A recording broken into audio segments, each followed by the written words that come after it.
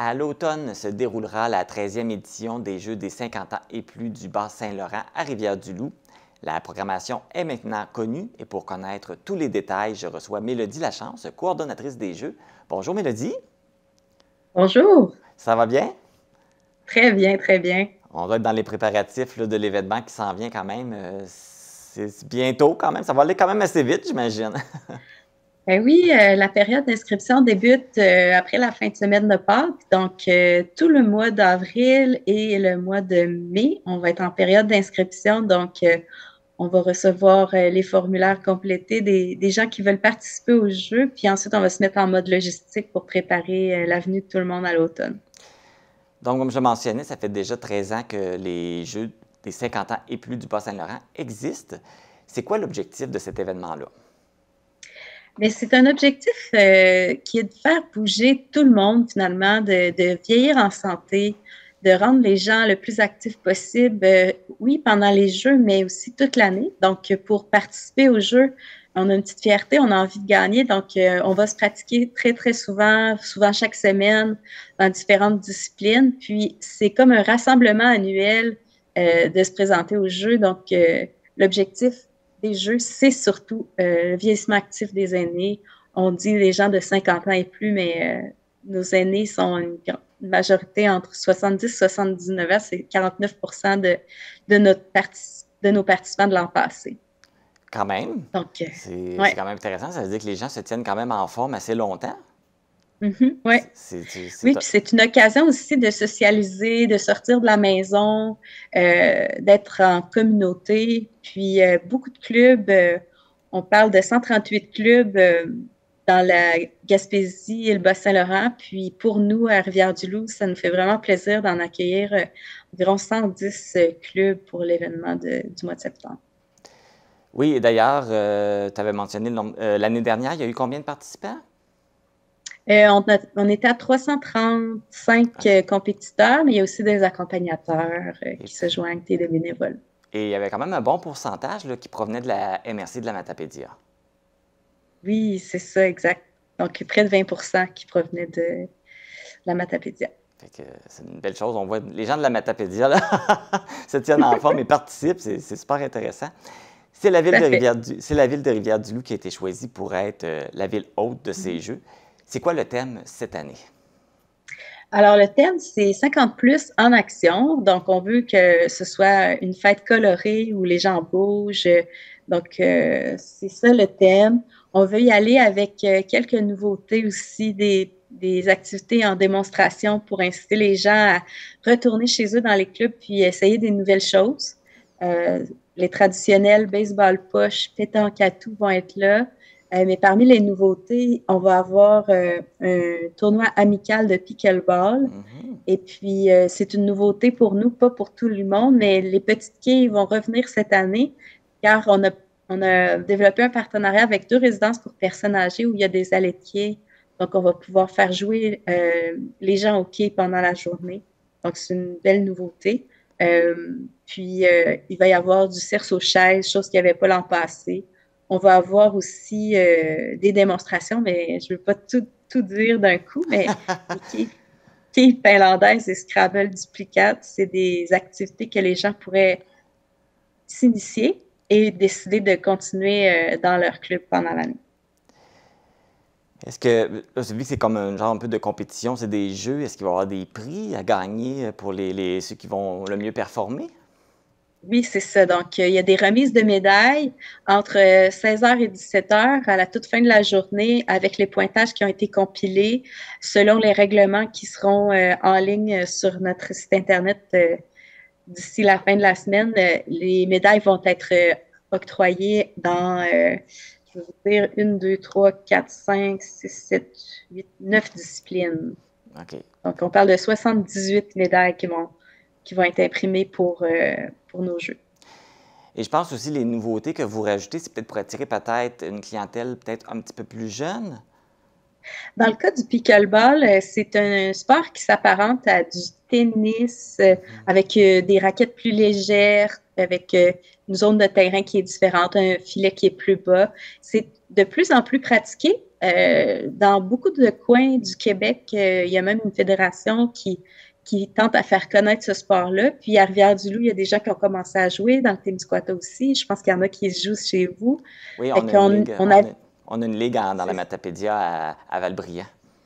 exactement. L'année dernière, cette activité-là, elle était en démonstration à OK. Saint-Mathieu-de-Riou pendant nos Jeux.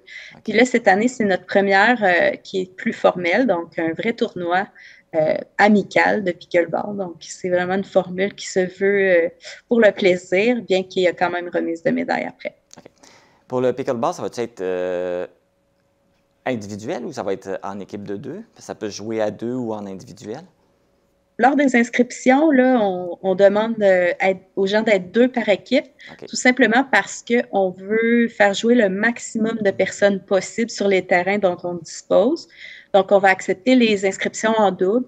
Toutefois, s'il y a des gens qui s'inscrivent de manière individuelle, on peut les jumeler avec un coéquipier, tout dépendant de ce qu'on aura. Puis, quand il y a une problématique, on demande aussi aux gens de faire un deuxième choix. Donc, si par manque d'inscription ou pour quelconque raison, on n'arrive pas à satisfaire les premiers choix de tout le monde, on leur donne l'option d'un deuxième choix. Mais c'est certain qu'on va vous appeler avant l'événement pour confirmer tout ça, de sorte que vous ne serez pas déçus lorsque vous arriverez. Les Jeux vont avoir lieu le 7 septembre, on l'avait mentionné. À quel endroit ça va se faire à Rivière-du-Loup? Donc, on utilisera principalement l'école secondaire de Rivière-du-Loup, qui est sur la rue Saint-Pierre. Il y a des grands gymnases, il y a beaucoup d'espace à l'intérieur. C'est là aussi qu'on va servir le repas chaud le midi dans la cafétéria. OK. Vu que c'est samedi, donc il n'y a pas d'élèves et on peut se servir des bâtiments pour ça. Juste à côté, il y a le parc du campus et de la cité, qui est un espace urbain qui va nous permettre de faire des disciplines de marche rapide, marche prédiction et pétanque extérieure. En cas de pluie, la pétanque extérieure pourra se tenir au stade qui est juste en face de l'école secondaire. C'est vraiment un point central. Certaines activités culturelles et sorties vont se faire un petit peu à l'extérieur, comme c'est le cas aussi des quais. Il va y avoir un transport qui va être offert là, pour les gens qui ont des activités à l'horaire à l'extérieur du site. Mais le site principal, OK. c'est l'école secondaire de Rivière-du-Loup. En parlant de transport, il va y avoir une autre nouveauté cette année aussi. Il va y avoir un transport en autobus pour ceux qui sont à l'extérieur, soit qui ne peuvent pas conduire ou qui n'ont pas de voiture. Oui, c'est ça. Donc, on travaille pour réserver, attacher les derniers véhicules. Là, au moment où on se parle, le 26 mars, j'ai presque 6 véhicules sur 8 de réservés OK. pour amener les gens au départ des différents clubs, que ce soit aussi loin que la Pocatière ou Matane, à converger vers Rivière-du-Loup. Ce sera des fois des autobus scolaires pour une portion du chemin, mais on essaie d'avoir les autobus le plus confortables possible. Certains auront des autocars, d'autres des autobus scolaires modifiés avec des sièges confortables. On travaille fort pour que ce soit agréable. Mais oui, pour 20 $, au moment de l'inscription, les gens pourront cocher qu'ils désirent un transport par autobus.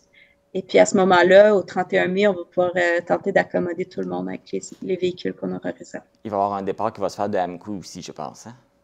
Oui, oui, Oui. exact. OK. Là, on parlait que c'est le temps de s'inscrire. Comment ça fonctionne? Comment les gens doivent procéder? En fait, sur Internet, au carrefour50.com, il est déjà disponible le dépliant en format imprimable. C'est une petite copie. Ce n'est pas la version. Vous allez pouvoir imprimer le formulaire sur une feuille 8,5 onces régulière et compléter votre inscription. Découpez ça, ou, excusez, j'ai accroché mon micro. Découpez ça, vous nous postez ça avec un chèque ou encore vous pouvez nous faire un virement par Interac à l'adresse email des Jeux avec une question de sécurité qui est précisée sur le formulaire. Et c'est quoi les frais d'inscription? Donc, pour un membre des clubs, c'est 35 $. Ça comprend les activités, le repas. Et puis, pour les non-membres, c'est 40 $. Donc, il y a 5 $ de plus à débourser. En plus de ça, s'ajoute le transport pour ceux et celles qui voudraient l'utiliser, donc au coût de 20 $. Peu importe la provenance, peu importe d'où vous venez, c'est 20 $ pour tout le monde. Les Jeux assureront le défraiement des frais supplémentaires s'il y a lieu. Quelqu'un qui en a envie, est-ce qu'il peut s'inscrire dans plus qu'une discipline ou on est limité à une discipline? En fait, sur le formulaire, on donne le choix aux gens d'avoir une discipline pour l'avant-midi et une discipline pour l'après-midi. OK. Donc, advenant le cas où votre discipline n'est pas disponible, on va vous donner un deuxième choix. Donc, on vous demande de faire un deuxième choix pour l'avant-midi et pour l'après-midi. OK. Donc, Donc, 2 disciplines par personne. OK. Fait que double entraînement. Avant de terminer, vous avez sûrement des partenaires que vous voulez souligner pour l'organisation de cet événement-là? Oui, effectivement. On est allé dans le milieu chercher des commanditaires et puis on peut nommer parmi les commanditaires platine. Donc, bien sûr, le Carrefour 50+ du Québec, la MRC de Rivière-du-Loup et la Ville de Rivière-du-Loup. Il y a également Loisirs et Sports Bas-Saint-Laurent qui donne un bon montant, qui est un partenaire platine. Groupe Radio Simard aussi, sur les ondes de ces radios, vont publiciser au cours du mois de mai les inscriptions. Donc, c'est une commandite généreuse qu'on a eue. Et puis aussi, les commanditaires or, on passe à la ministre Maïté Blanchette-Vézina, la résidence des bâtisseurs, qui est une résidence pour aînés de Rivière-du-Loup, et Beneva, compagnie d'assurance. Donc, ce sont nos partenaires platine et or. Il y en a d'autres que je nommerai pas ici, mais qui se joignent à ceux-ci pour la création d'un événement inoubliable, un rassemblement bien attendu de tous nos membres. Merci Mélodie. On va vous souhaiter un beau succès avec cette édition 2024 des Jeux des 50 ans et plus. Et merci d'avoir accepté notre invitation. Ça nous fait plaisir. Alors, les membres et nos membres sont invités à participer. Si vous connaissez des gens qui veulent venir, vous pouvez vous former une équipe. Certaines disciplines se jouent à plusieurs. Et puis, on vous invite à venir en grand nombre. Merci. Un petit rappel que vous avez jusqu'au 31 mai pour vous inscrire aux Jeux des 50 ans et plus du Bas-Saint-Laurent qui se dérouleront le 7 septembre à Rivière-du-Loup. Le formulaire d'inscription se trouve sur le site carrefour50.com.